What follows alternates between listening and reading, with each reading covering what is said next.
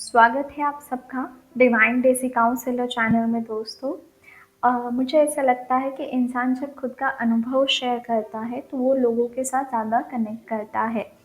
तो एंजाइटी और डिप्रेशन से रिलेटेड मैं खुद का अनुभव भी शेयर करूँगी, जो मुझसे जुड़े हुए लोग हैं उनका भी अनुभव शेयर करूँगी और स्पेसिफिकली मैंने क्या किया था।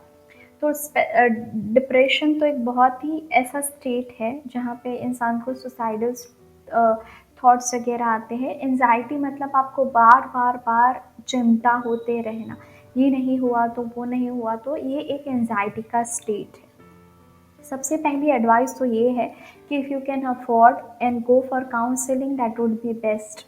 आप प्रोफेशनल हेल्प लीजिए। हमारे यहाँ बहुत ज़्यादा स्टिग्मा है और जैसे मेंटल हेल्थ को तो कुछ समझा ही नहीं जाता है। इंसान को जैसे बॉडी में कट लग गया, चोट लग गई, खून निकल रहा है, तो उसके लिए आप पट्टी करवाने डॉक्टर के पास जाते हैं ना। तो वैसे ही इंसान के मन के ऊपर मेंटल चोट लगती है, ब्रेकअप होता है, किसी ने किसी को लॉस कर दिया, कोई भी जीवन में बहुत सारी परिस्थितियाँ आती है बिजनेस लॉस की वजह से। अभी कोविड के बाद कितनी फैमिलीज ने एक साथ सफ़र किया, परिस्थितियाँ तो निकल गई लेकिन उसके बाद वो उनको मेंटल हेल्थ इश्यूज हो रहे हैं। जो आते हैं उनके ऊपर से पता चलता है कि एंजाइटी डेवलप हो गई है। तो इसको भी ट्रीट करना ज़रूरी है। अगर आपका मन जो है आपसे मदद मांग रहा है, ये रो रहा है, इसको चिंता हो रही है, इसको सुसाइड के थॉट आ रहे हैं, तो क्यों आ रहे हैं? सबसे पहले जाके खुद का इलाज करवाइए। खुद के ऊपर पैसे खर्च करना इन्वेस्टमेंट है। फालतू के खाने में, चीज़ों में हम कितने पैसे डाल देते हैं। तो फर्स्ट तो medical help is the for most important thing. Counselling या जो भी थेरेपी आपके सिटी में जो भी काउंसलर है, आप उनको 1 to 1 मिलेंगे तो वो ज़्यादा बेटर होगा। सेकेंड चीज़ जो है, जो मैंने की थी apart from this help, communication therapy, बातचीत वगैरह, मेरी परिस्थितियाँ जो थी वो मैं आपको बता देती हूँ। उसी टाइम पे ब्रेकअप हुआ था और उसी टाइम पे मेरा जॉब लॉस हुआ था। तो you can understand the intensity of the situation. जितनी स्वस्थता से मैं अभी बात कर रही हूँ, उस टाइम पे मैं बस बात करते करते रो देती थी। मुझे ऐसा लगता था कि मुझसे बड़ी दुखी आत्मा जीवन में, मतलब इतना बड़ा दुख किसी को आया ही नहीं होगा, क्योंकि मुझे लगता था कि मेरी गलती के बिना मुझे ये सारी सज़ाएँ दी गई है। तो उस टाइम पे बहुत वीक स्टेट था, लेकिन मैंने क्या किया था, पहले से ही मेरी विल पावर जो है वो काफ़ी ज़्यादा स्ट्रॉन्ग है। रोया 15-20 दिन तो मतलब हर इंसान को वो होता है, लेकिन उसके बाद जो भी स्टेप थे, वो फर्स्ट स्टेप था, मैंने अपने आप को योगा के अंदर रजिस्टर करवा दिया। I started going for the yoga, जिसकी वजह से जो है बॉडी में कहीं कहीं पे जो एनर्जी स्टक हो जाती है, मेंटल ब्लॉक शरीर में भी कहीं ना कहीं स्टक हो जाते हैं सेल्स में, तो वो रिलीज़ हो जाती है। प्लस आपकी बॉडी को ऑक्सीजन मिलता है तो आपको अच्छा लगता है। सेकेंड है वॉक पे जाना। अगर आप योगा में, एक्सरसाइज में नहीं जा सकते तो वॉक पे जाएंगे नेचर के साथ। स्पेसिफिकली अगर आप पार्क में जा सकते हैं, नेचर के साथ जुड़ेंगे तो आपको बहुत ज़्यादा, मतलब जो हीलिंग एनर्जी से एंटीऑक्सीडेंट वगैरह बहुत ज़्यादा मिलेंगे। ये कैसे होता है मुझे नहीं पता, बट बहुत ज़्यादा हीलिंग होती है नेचर में जाके, काफ़ी ज़्यादा रिलैक्स, आपके माइंड का जो क्लाउड है वो निकल जाता है। थर्ड चीज़ जो है, कोई भी चीज़ जो आपको पसंद है, painting, singing, cooking, dancing, gymming, लड़कों को गेमिंग, हर एक चीज़ जो आपको पसंद है उसके अंदर 1-2 घंटे डालना शुरू कीजिए। ऐसा नहीं है इसी को पूरे टाइम करते रहना है, पर जब आपकी एनर्जीज जो है वो किसी ऐसी चीज़ के अंदर जाएंगी जहाँ पे आपकी क्रिएटिव एनर्जीज, आपकी क्रिएटिविटी यूज़ हो रही है, तो आपके अंदर अपने आप एक पॉजिटिव हार्मोन जनरेट होना शुरू हो जाएंगे, जिसकी वजह से आपको जो है वो ये सारी चीज़ें फील होना काफ़ी हद तक कम होगा। तो पहले हुआ फिजिकल एक्सरसाइज या योगा, सेकेंड वॉक पे जाना, थर्ड हो गया किसी भी क्रिएटिव काम में जुड़ना। फोर्थ चीज़ है, ये जो समय होता है आपको एक्सट्रीम एंजाइटी, डिप्रेशन वगैरह का जो स्टेट है वो तुरंत नहीं चले जाता है।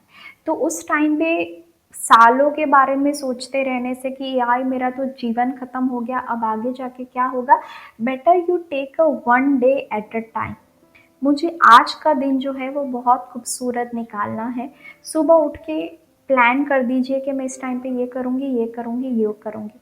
अब उसमें भी अपने आप को बर्डन नहीं करना है, जितना कर पाओ उतना ठीक है। एक दिन जीत जाओगे, दूसरे दिन जीत जाओगे, तीसरे दिन जीत जाओगे और ऐसे ही जो ये बुरा वक़्त है ये कट जाएगा।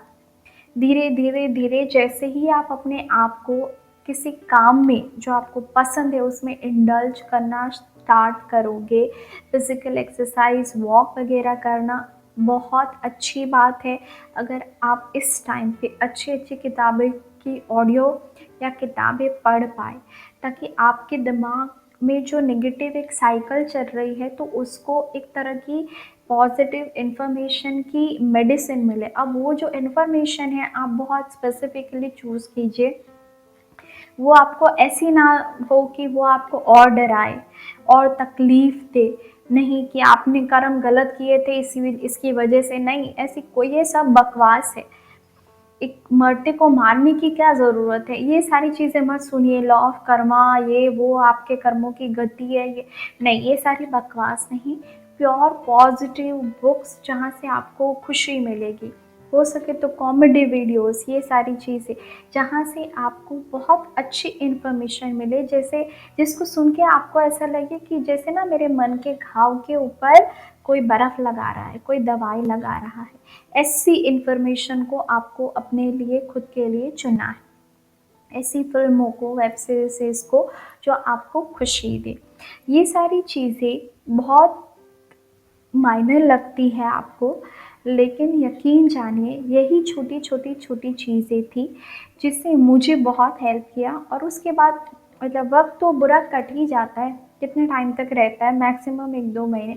सो I got indulge into the better thing, तो वो वक़्त गुज़र गया था, लेकिन मुझे याद है उस टाइम पे मुझे बहुत वीक फ़ील होता था, एंग्ज़ायटी एक लेवल की कि क्या होगा, कैसे होगा, जीवन ठप हो गया है, इसके बाद कोई उम्मीद ही नहीं है, करियर में क्या होगा, क्या हो गया, क्या गलती थी मेरी, क्या मुँह दिखाऊँगी, कि मतलब किसी को क्या जवाब दूँगी, ये सारी चीज़ें।